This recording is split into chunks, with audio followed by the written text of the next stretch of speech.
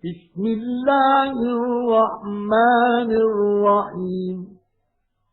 يا أيها النبي إذا طلقتم النساء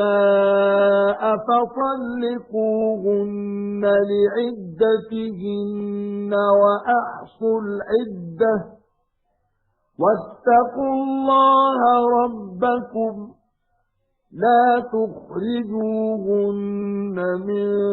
بيوتهن ولا يخرجن إلا أن يأتين بفاحشة مبينة وتلك حدود الله ومن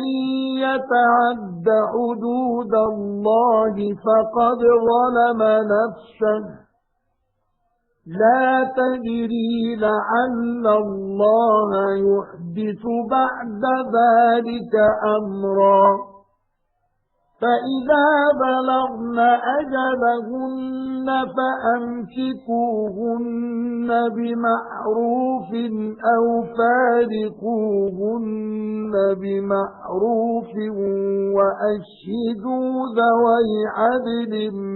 منكم وأقيموا الشهادة لله ذلكم يوعظ به من كان يؤمن بالله واليوم الآخر ومن يتق الله يجعل له مخرجا ويرزقه من حيث لا يحتسب ومن يتوكل على الله فهو حسبه إن الله بالغ أمره قد جعل الله لكل شيء قدرا واللائي يئسن من المحيض من نسائكم إن ارتبتم فعدتهن 3 أشهر واللائي لم يحضن وأولاة الأحمال أجلهن أن يضعن حملهن ومن يتق الله يجعل له من أمره يسرا ذلك أمر الله أنزله إليكم ومن يتق الله يكفر عنه سيئاته ويعظم له أجرا أسكنوهن من حيث سكنتم من وجدكم ولا تضاروهن لتضيقوا عليهن وإن كن أولات حمل فأنفقوا عليهن حتى يضعن حملهن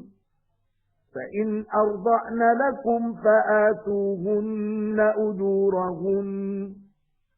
وأتمروا بينكم بمعروف وإن تعاسرتم فسترضع له أخرى لينفق ذو سعة من سعته ومن قدر عليه رزقه فلينفق مما آتاه الله لا يكلف الله نفسا إلا ما آتاها سيجعل الله بعد عسر يسرا وكأين من قرية عتت عن أمر ربها ورسله فحاسبناها حسابا شديدا وعذبناها عذابا نكرا فذاقت وبال أمرها وكان عاقبة أمرها خسرا أعد الله لهم عذابا شديدا فاتقوا الله يا أولي الألباب الذين آمنوا قد أنزل الله إليكم ذكرا رَسُولًا يَتْلُو عَلَيْكُمْ آيَاتِ اللَّهِ مُبَيِّنَاتٍ لِيُخْرِجَ الَّذِينَ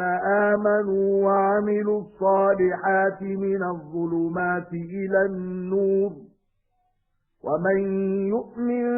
بِاللَّهِ وَيَعْمَلْ صَالِحًا يُدْخِلْهُ جَنَّاتٍ